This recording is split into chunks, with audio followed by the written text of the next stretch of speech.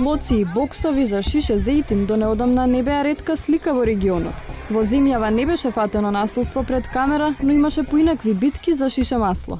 Особено април беше период кога на рафтовите немаше сончогледово масло, а и кога ќе се појавеше, брзо го снемуваше. Власта, иако уверуваше дека нема криза со зејтин, обезбеди 2 милиона литри сончогледово масло од Србија.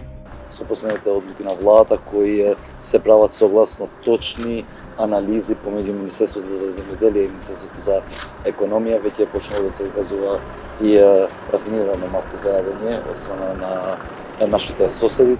Беа најавени и мерки за стимулирање на производството на сончоглед, со кои власта најавува дека нема да има потреба да молиме за стратешки култури во соседството. Она што јас го очекувам е ако беа откупени оваа година 5000 тони сончоглед за производство на масло за јадење, следната година тоа да биде дуплирано, околу 10.000 тони. Ке успее ли земјава да ги задоволи домашните потреби за производство на сончоглед или ќе произведуваме само колку за грицкање? –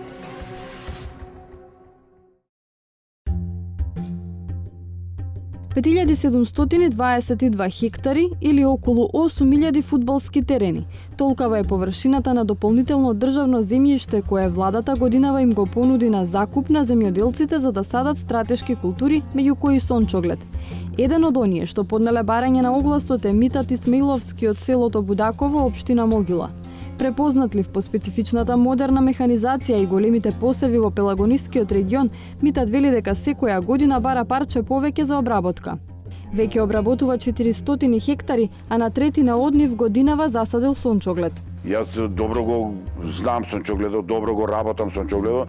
Мене некоја година ми иди тони 200 по хектар, некоја година ми иди до 2 тона, тони 800, една година ми дојде 2,5 тона просеко. Значи зависи, сега сето зависи од временските услови. Освен големите површини, Митат вели дека внимава и на агротехничките услови, како и на изборот на семе кое носи повеќе приноси. Ова е новосадска сорта, никната е. Ова е неникната, таму имам подолу, француска е. Значи таа е малце покасна сорта. Кога го садите? Добро е. Која фаза е, кога може да...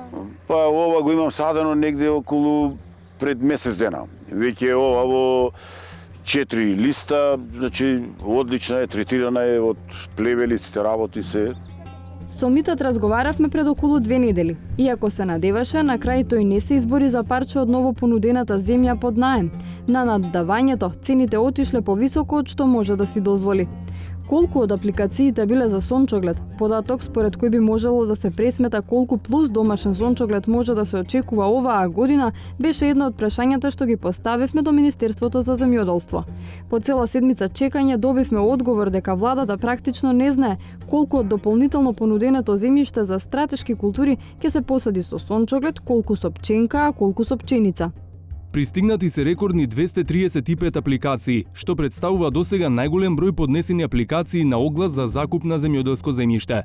Земјоделците сами ќе одлучат која култура ќе одгледуваат според нивните можности. Оваа мерка, според пензионираниот професор од земјоделскиот факултет во Штип Илија Каров, е непланска распределба на државното земјоделско земјиште. Најважно, вели тој, е државата да има евиденција во чии раце ќе падне земјиштето, дали кај вистинските земјоделци или кај трговци. Јас не сум убеден дека земјоделците што ќе го добијат ова земјиште што сега се планира да се подели, дека тоа ќе биде посејано со сончоглед. Многу е пооправдано и многу е пореално да се разговара со традиционалните производители што беа на сончоглед. Прво да се почне од таму. Ако посеи некој друг, добро е, бидејќи не ја знаат ни агротехниката, не ја познават ни културата добро и вие наеднаш ќе го терате да сее нешто што нема искуство.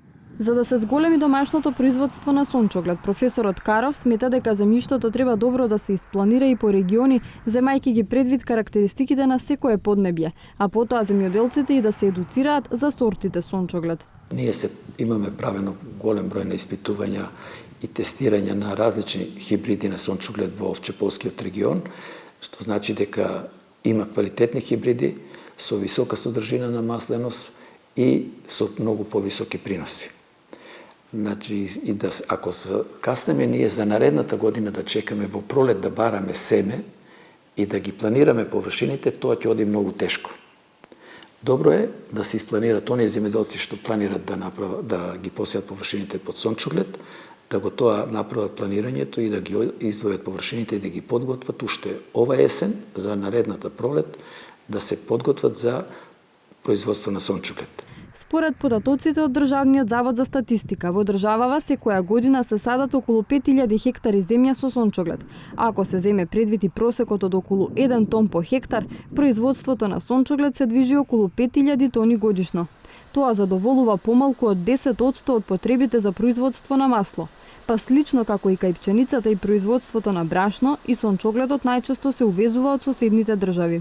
Оваа фабрика има капацитет да складира, да смести, да прими, да преработи околу 40.000 тона сончоглед, а ние во последните години сме сведени на откуп или на производство на домашен сончоглед на некои 4.000 тона, испод 4, од 3.5 до 6.000 тона сончоглед. Сето останато ние го обезбедуваме од увоз од соседна Србија и соседна Бугарија. Во зависност од тоа дали математиката на оваа компанија е подобро да се увезува сончоглед или пак е подобро да увезуваме сурово масло, значи често пати увезуваме и сурово масло, не само сончоглед, затоа што во Република Србија сончогледот во време на реколтата се откупува и немаат навика во Република Србија да го складираат или да го чуваат сончогледот, затоа што таму приоритет даваат на пченката.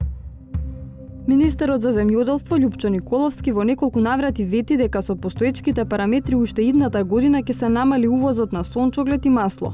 Според него, владините мерки веднаш ќе дадат резултати, па производството од 5000 ќе се зголеми на 10.000 тони. За стратешките култури, особено за сончоглед, пченица, пченка и јачмен, и во овој месец на неделна основа имаме голем број на барања, околу 3000 барања или апликации имаме до денеска за субвенционирање дополнително на вештачко ѓубриво од 40%. Тоа ни даваат за право да потврдиме дека очекуваме оваа година дуплирано производство на сончоглед. Тоа значи повеќе домашна суровина за нашите преработувачки капацитети, за производство на домашно масло за јадење и помал увоз на сончоглед. Дури и да се остварат неговите очекувања за двојно зголемување на производството на сончоглед, тоа ќе задоволи едва и 20% од потребите на земјава. Останатите 80% и понатаму ќе се увезуваат.